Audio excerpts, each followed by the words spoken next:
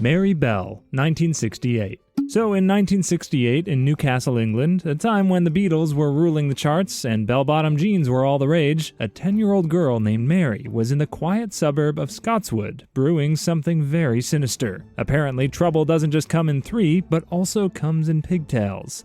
You see, Mary wasn't your average kid, because while other children were collecting dolls and marbles, Mary was collecting murderous tendencies. According to one classmate at the Lovell Road Junior School, they had all become used to the marked changes in Mary's behavior, and when she began exhibiting distressful mannerisms, like shaking her head and forming a steely gaze, they'd instinctively know she was about to become violent. Well, on May 25, 1968, the day before her 11th birthday, Mary finally snapped and strangled 4-year-old Martin Brown, who she found playing alone in an abandoned house with her bare hands. Yeah, a 10-year-old girl had enough strength to literally snuff the life out of another kid. Brown's body was discovered by 3 children at approximately 3:30 p.m., and he was seen lying on his back with his arms stretched above his head. Aside from specks of blood and foam around his mouth, no signs of violence were visible upon his body. Later, Mary couldn't resist bragging about Martin's death, and went as far as even asking his grieving family if they missed him. She also made weird comments about how he looked in the coffin. That's like asking someone how they're enjoying the movie at a funeral. Seriously off-putting. Now, you'd think that one horrific crime would be enough for a 10-year-old to call it a day, but Mary didn't stop there. Just 2 months later, she struck again.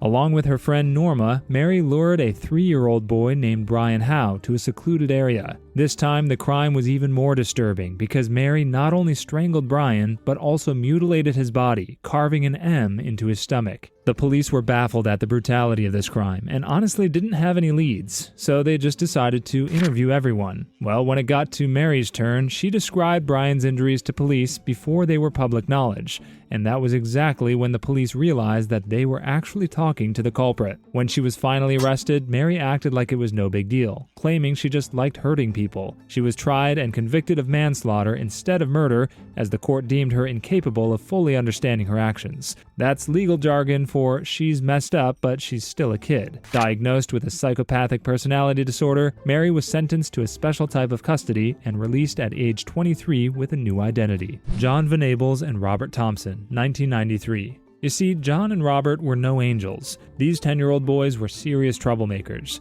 and on February 12, 1993, they decided to skip school and hang out at the New Strand Shopping Center and steal paint and batteries. As they roamed the mall, they noticed James Bulger, a 2-year-old boy who was walking with his mother. They followed the duo closely, and the moment this mother briefly looked away, the boys lured James away. Now, if this were a regular kid plot, you'd expect them to take him to see a movie or buy him ice cream, right? Wrong. So very, very wrong. John and Robert led James on a 2.5-mile walk, and when people asked them along the way if everything was okay, the boys, with their tiny con artist faces, lied and said James was their younger brother. The walk ended at a railway line, and what followed is nothing short of gut-wrenching. The boys tortured James in ways that showed a shocking level of cruelty for their age. They threw paint in his eyes, hit him with bricks, and finally struck him with an iron bar. Tragically, James's lifeless body was left on the tracks to make it look like an accident. When James's body was discovered, the entire United Kingdom went into collective disbelief. The police were desperate for answers, combing through hours of CCTV footage. That's when they saw the grainy, haunting image of little James being led away by the 2 boys.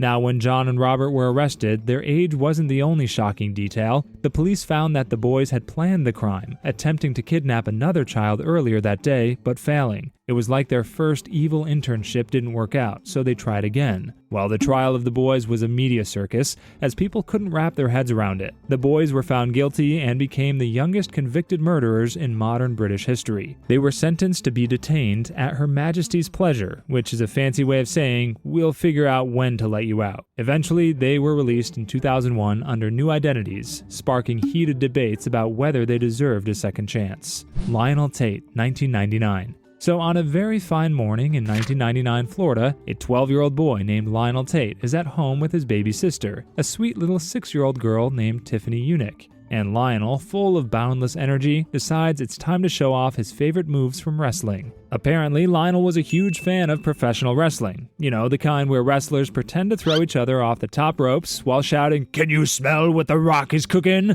It's entertainment. It's fake. But Lionel didn't quite get the memo that fake meant don't actually hurt someone. So on that fateful day, Lionel played wrestler, and Tiffany became his unwitting opponent. But instead of gently pretending to pin her, as wrestlers do in the ring, he actually body slammed her. What Lionel called wrestling moves were, in reality, a flurry of brutal actions. Tiffany suffered a fractured skull, broken ribs, and severe internal injuries, including a lacerated liver. Lionel claimed he was just playing, but the damage was anything but playful. Poor Tiffany succumbed to her injuries, and it was a tragedy no one saw coming. Lionel was arrested and charged with first-degree murder, and at just 12 years old, he became the youngest person in the United States to receive a life sentence without parole. Talk about going from WWE dreams to prison nightmares faster than you can say body slam. The courtroom drama was intense, as Lionel's defense team argued that he simply mimicked the moves he saw on TV. But the prosecution pointed out that the injuries Tiffany sustained weren't just from a playful tussle, but were consistent with serious, deliberate force. It was like comparing a friendly pillow fight to a heavyweight boxing match. But things soon take an unpredictable turn, because just after 3 years in prison, Lionel's sentence was overturned in 2004. The court decided that he hadn't fully understood the consequences of his actions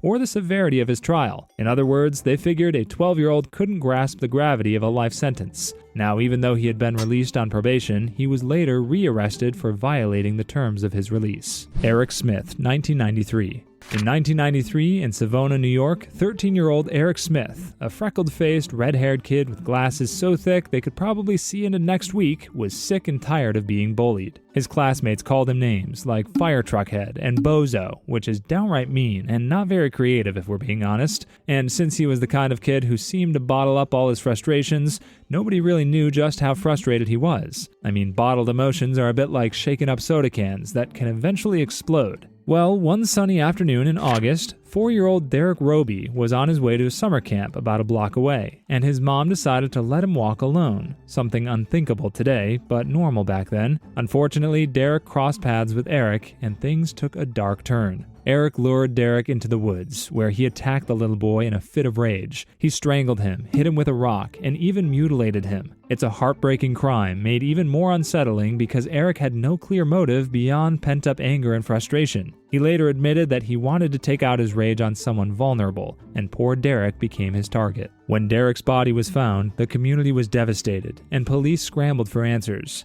Meanwhile, Eric was walking around like nothing had happened. Well, almost. He showed up at Derek's funeral, which is either bold, creepy, or a bit of both. But here's where Eric's plan unraveled faster than a cheap sweater. He started spilling the beans. He told his mom he did something bad, and later he confessed to the police.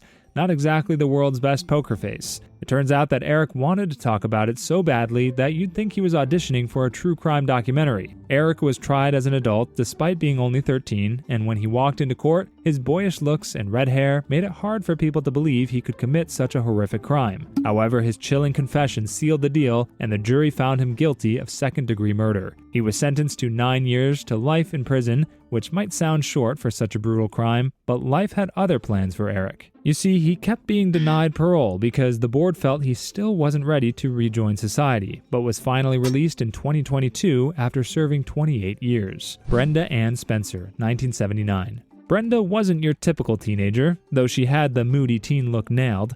She lived in a cluttered house across the street from Cleveland Elementary School, and her dad had recently given her a rifle as a Christmas gift. Yes, you heard that right. A teenager with attitude problems got a firearm instead of, socks or a Walkman. At this point, you'll probably be thinking that that's a red flag the size of Texas, and you'd be absolutely right, because on January 29th, 1979, Brenda woke up, grabbed her shiny new rifle, and set her sights on Cleveland Elementary School. From her window, like some sort of twisted sniper, she started firing at students and teachers. Now keep in mind, this wasn't Call of Duty, this was real life. She killed 2 adults. The school's principal, Burton Ragg, and custodian, Michael Suture, both of whom had heroically tried to shield students from the bullets. And by the time she was done, 8 children and a police officer were injured. When the police finally got her to surrender after a standoff, reporters asked her the big question, why did you do it? And her simple answer became the infamous, "I don't like Mondays." The shooting sent shockwaves across the world, not just because of the tragedy,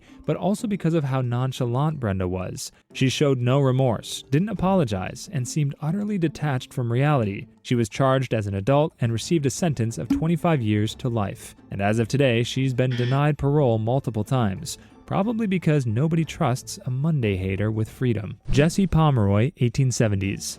If you were born in the 1870s, when the world was rocking handlebar mustaches and horse-drawn carriages, you'd think the biggest problem of the time would be how to keep your top hat from blowing away in the wind, right? Wrong, because 14-year-old Jesse Pomeroy committed atrocities that made everyone wish the term timeout had been invented earlier. While all the other kids were busy playing together and collecting marbles, Jesse was collecting something much worse: fear. He was even named the Boy Fiend at some point because of his unnervingly intense taste for terror. You see, Jesse was born in 1859 in Charleston, Massachusetts. From the get-go, he didn't exactly scream future valedictorian. He was born with a cloudy, milky white eye, which made all the other kids avoid him like he had cooties times 10. The fact that he also had a very fiery temper and a violence that'd make even the most seasoned bully squirm didn't help matters either. So by the time he was 12, Jesse had already started his unofficial internship in the horror department. He lured younger boys into isolated areas and tortured them in ways so cruel that even grown adults would need a stiff drink just hearing about it. We're talking whipping, stabbing, and other nightmare-inducing activities.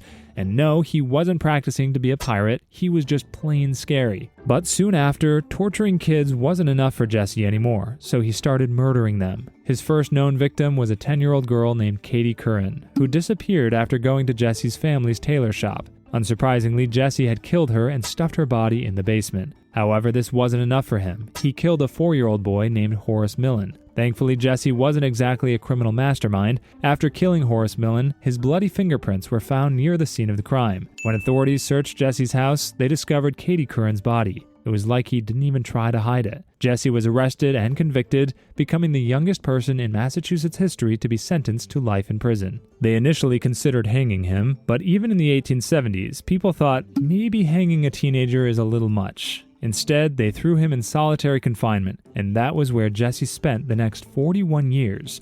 Basically enough time to finish high school, college, and a midlife crisis. Alyssa Bustamante, 2009. Alyssa wasn't your average high schooler. Sure, she went to school, hung out with friends, and had a MySpace account. She also struggled with depression and had a very unsettling hobby. She liked to write about death and self-harm. Think Wednesday Addams, but without the charm. Here's a fun twist. You see, Alyssa was being raised by her grandparents because her parents were battling addiction issues. Her grandparents were strict, trying to keep her on the straight and narrow. But when someone's got murder on their mind, grounding them for a bad grade isn't exactly going to cut it. On October 21st, 2009, Alyssa decided to put her grim thoughts into action. She lured her 9-year-old neighbor, Elizabeth Olton, into the woods near their homes, where she had already dug a grave in days earlier. Yep, she prepped for this, like it was some kind of DIY murder project. In the woods, Alyssa strangled Elizabeth, slit her throat, and stabbed her. Then she buried her in the pre-dug grave. Later, she casually went home like nothing happened. When Elizabeth didn't come home, her family panicked and called the police. The search went on for 2 days, and Alyssa even pretended to help,